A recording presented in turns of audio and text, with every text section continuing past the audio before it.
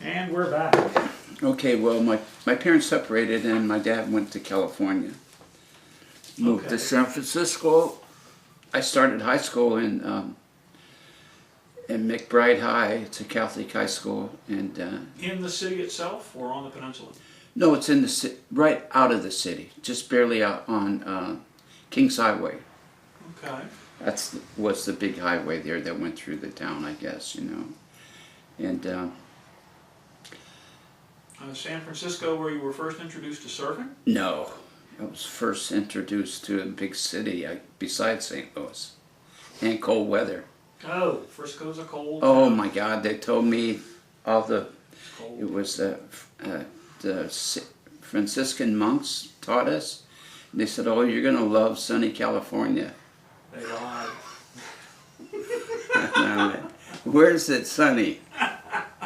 So Inland. You go across those hills, it gets nice in there, but we stayed there for about 6 months and moved down into Los Angeles. that's a big place. What part? Inglewood. We moved to Inglewood first by Lenox Park, and me and my brother hung out at Lenox Park and when we weren't at school. For those of us who don't know our way around LA, tell us a little bit about Lenox Park. Well, that's just one of the little parks. Like, don't we have a park around here like that? No, we don't. That's a kind of a sports park and for kids. California's got them all over, you know. Okay, little civic kind of project things? Yeah, but a lot of different cultures there, a lot of anger. Oh, typical big city. Yeah. Is this near the coast? No, it's kind of because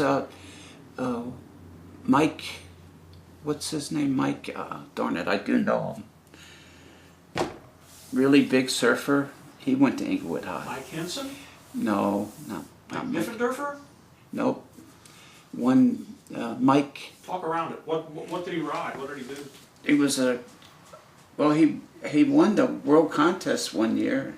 Mike Purvis? No. Doyle. Mike Doyle. God. Took me a while. I'm I sorry. knew him as Tiki Mike. That's what he was called. Okay. And he was. They wanted him to play football and stuff because he's a big kid, you know. Right. And I think he was about the same age as me. He might have been a year older. I was a freshman. He was there, so. Okay. So was he surfing then? Evidently, he was. Yeah. But you had yet to be I wasn't. jumped into the game. No.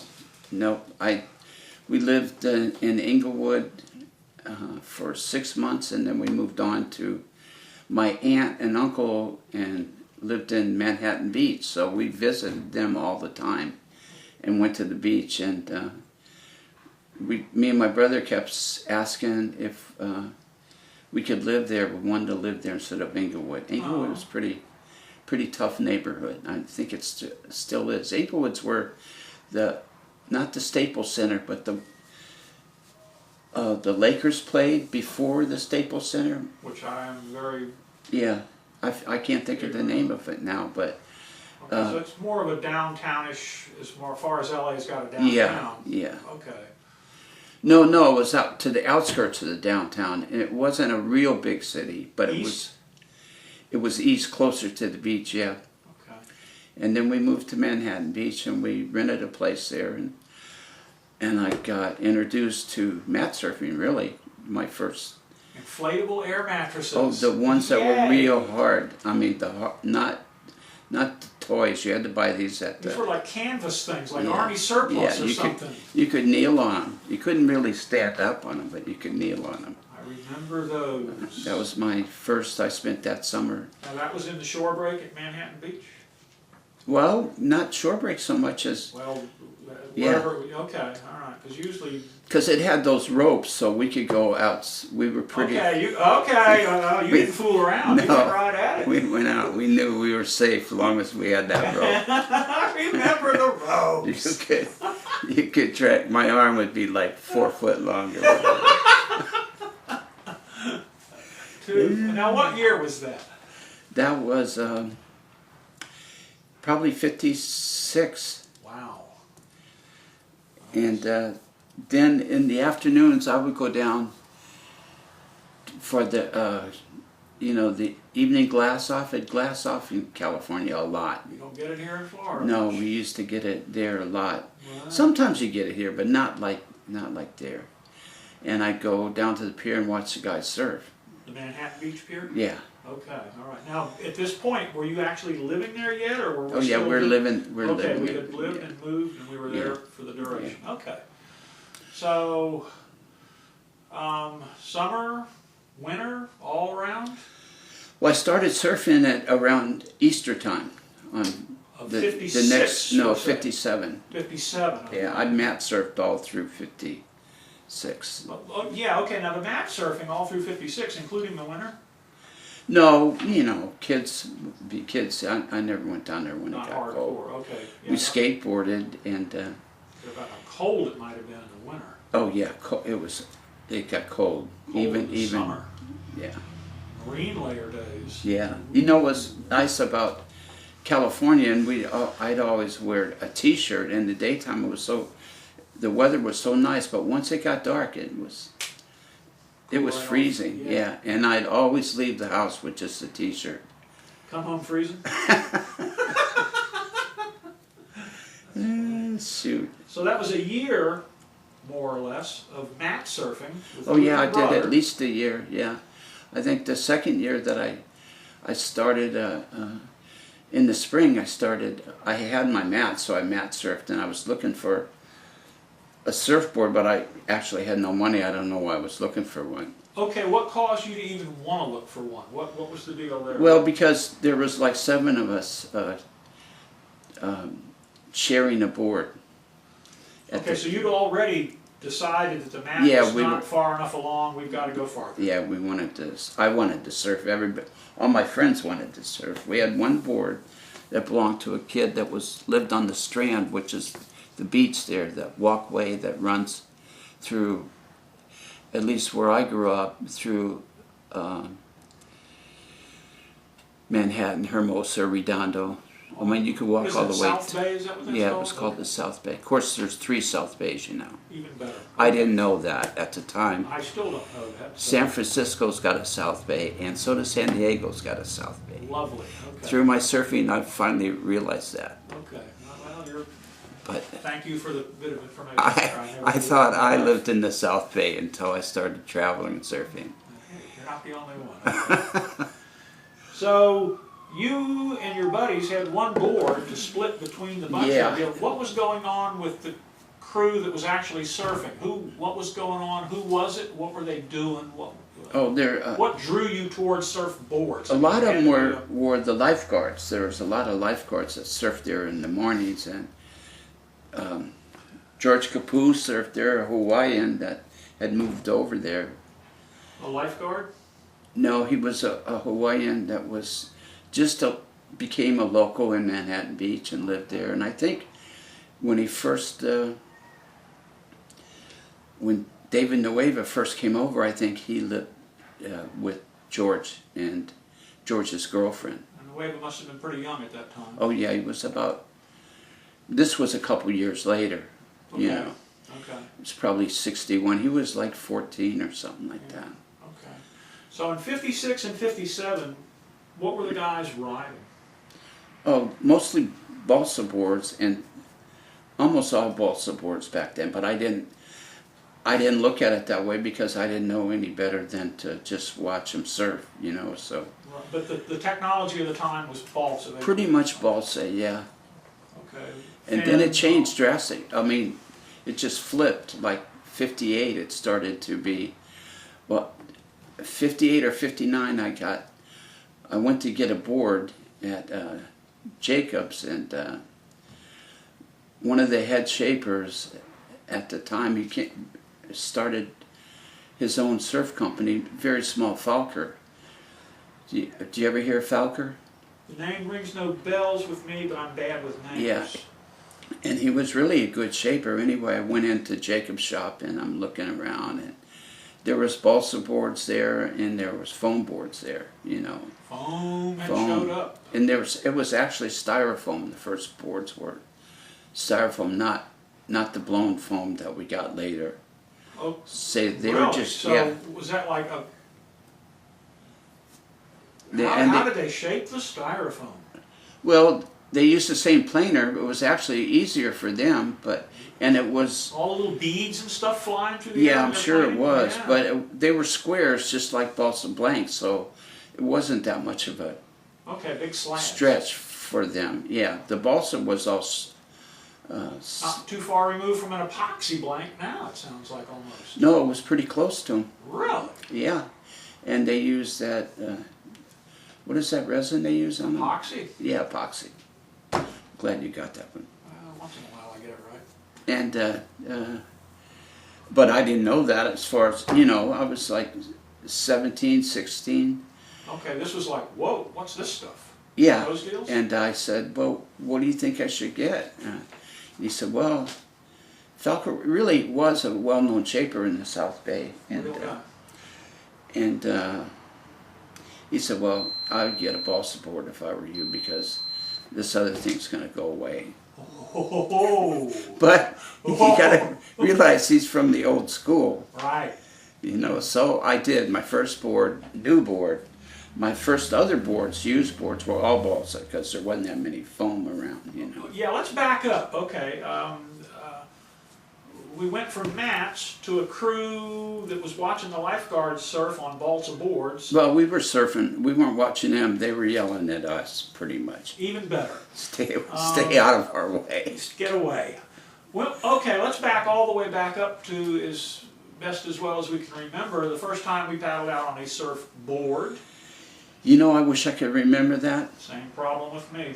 I wish I could. When you said that, I was thinking, I should know that. Yeah. The first I remember was paddling out with all of us surfing together. Okay. And then you were allowed to get, it was just a standard rule of a group of kids that if you did the wrong thing, they'd all beat you up together.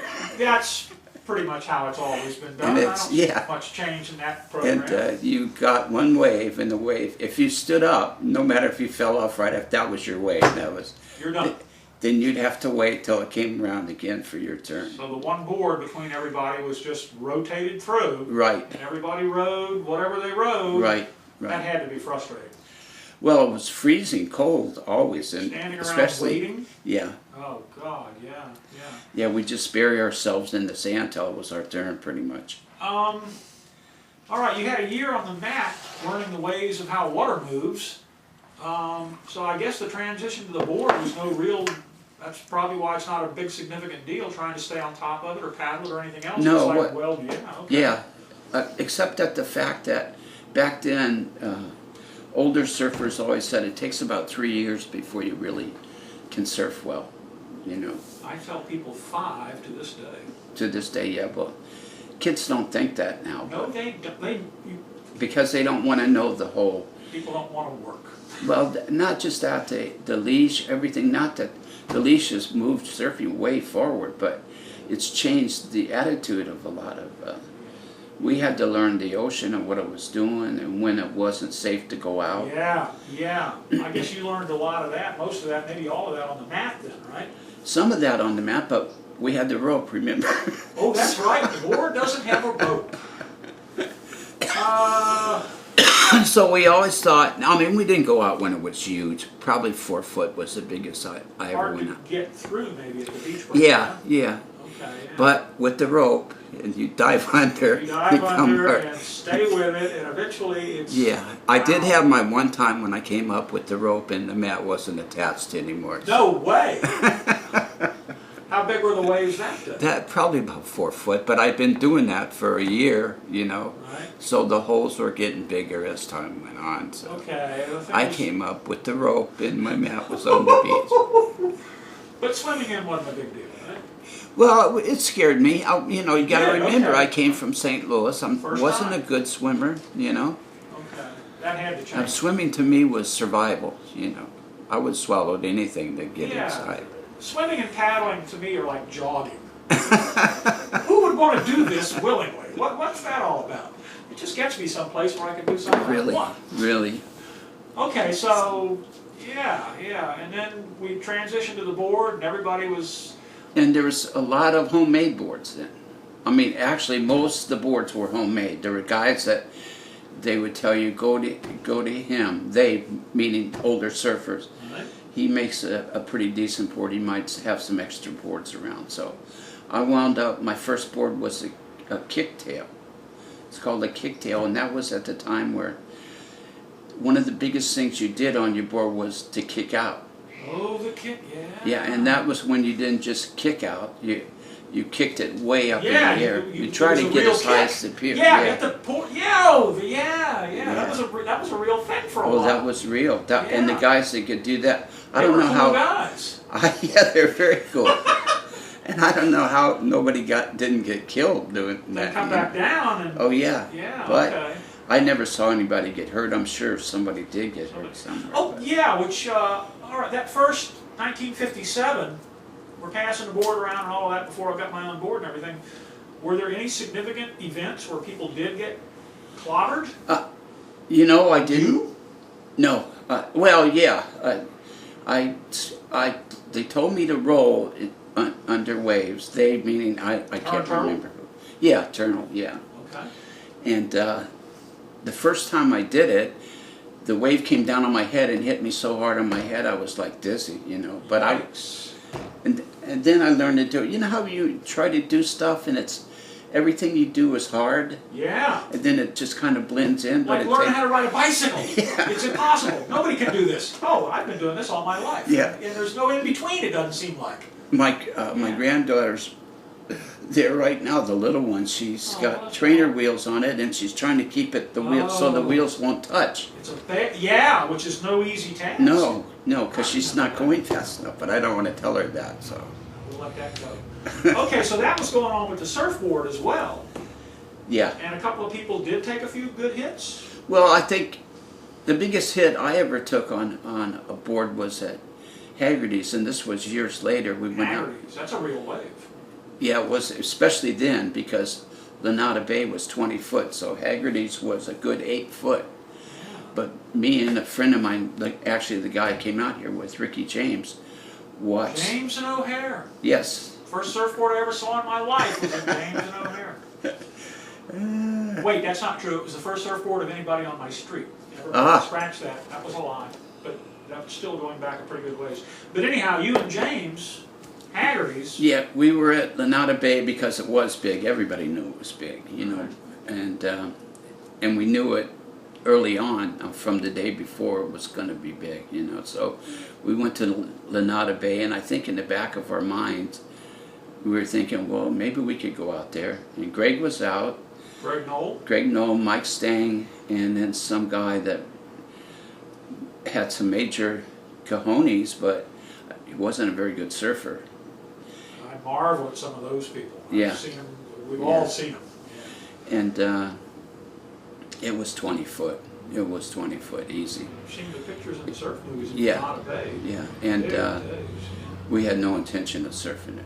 See you later. It was actually shaky. The ground was shaking when it Yeah, went. sometimes when you Yeah. can actually, Yeah. a lot of people don't And believe that. no, they don't. But it was. Yeah. It was, and we watched it mesmerized for a while. There was a telephone pole in the wave. I mean, a regular sized telephone pole in the wave. There is a surf movie somewhere. And that's the day we That's were that there. day. I have seen that Yeah. movie, and Yeah. those were large waves. And so, it was huge. I was a little kid in Cocoa Beach Yeah. when I saw it. Well, Yeah. actually, I lived in South Patrick Shores, but I remember thinking those waves were just, oh, good heavens, how could you possibly even dream of doing that? Well, Lanada Bay, the way it breaks, I guess you can go around it, but Well, yeah, the reality is you're going to be in that wave if that's where you're going. at some you know. point it's going to find Yeah, and then the outside waves were bigger, you know what I mean? Yeah. So you couldn't stay inside. And so me and Ricky took off, went to Haggerty's, and it was packed with people. I mean, some of the best surfers in the country, in California, were there. This was a real day. This was a real day. It's not digressing, this is Digress away. whatever. We paddled out there, and it was huge. But once you started, you couldn't stop because all the committed. people, and all the people in the waves, you're dodging waves and people, you know what I mean? I've seen And, pictures of Big Redondo breakwater in some of the Yeah. old movies, and I marvel at the crowd. The boards, and these guys are all taking off in front of each yeah, other and falling off, and oh my God, we're gonna die. Well, I grew up surfing the pier, so I was used to crowds. You know what I mean? To be expected? Yeah, I mean, and I knew how to get around them, and I knew it was a bigger wave than I probably ever surfed, really. You know, and with the crowd, it was dangerous. No cords. And a friend of mine, I can't think of his name to save my life now, but I had math with him, and he was really good at math or algebra. And I said, you know what, you're pretty smart at algebra. He says, that's the second year I've taken. You cheated! No fair! Because you miss anything in algebra, That's it. you're done. One link in that chain, and no more chain. Good, yeah. So Anyway, anyhow, he was doing spinners in 8-foot waves. he could surf. He could surf good. I thought I could surf good, but not. I realized there were guys There's out always there. going to be somebody that's just, I can't do that. Yeah, it was great. And Dora was out there. No way. Yeah, and another guy, Door was Steve. going left. Yeah, oh, he liked to surf the beaches. You know what I mean? I think it kept him honed, I guess. Okay. You know, so I can't think of Steve Reynolds, and he was at one time the Marlboro Man. You got to add as the Marlboro Man. He was, Oh boy. he was a big guy, and Dora kept taking off. Dora's dropping in on this guy. And again and again and again. Ooh. And Steve finally goes, he went in, and I came out of the water and I was shaking, like everybody does there. It's before the wetsuit thing. It was freezing I cold. remember the surf movie, the wind was blowing that day. Yeah, it probably good was, offshore. but it was offshore, yeah. But that was Yeah. yeah. And plus we're down in that canyon, you know. Haggerty's is up in a cliff, and there's a road, there's a way to get down there, but you're pretty protected from Okay. And it's right at the edge of Torrance. Yeah, right there where the Yeah. Palos Verdes Peninsula sticks. Right, Yeah, right. right on the corner of that thing. And so I went down talking to Steve, and Dora comes out the water. And I said, he said, I'm going to kill him. I said, you're going to kill who? Dora. The son of a bitch kept taking off in front of me over and over. And Dora came out of the water, and he's looking at me and Steve, and he goes, don't I know you?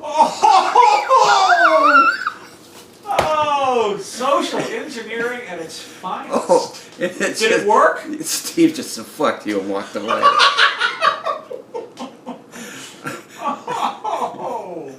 Oh, it's That's just, priceless. yeah, it was priceless. It was one of those things like, God I didn't was a know which way it was going to go. manipulator.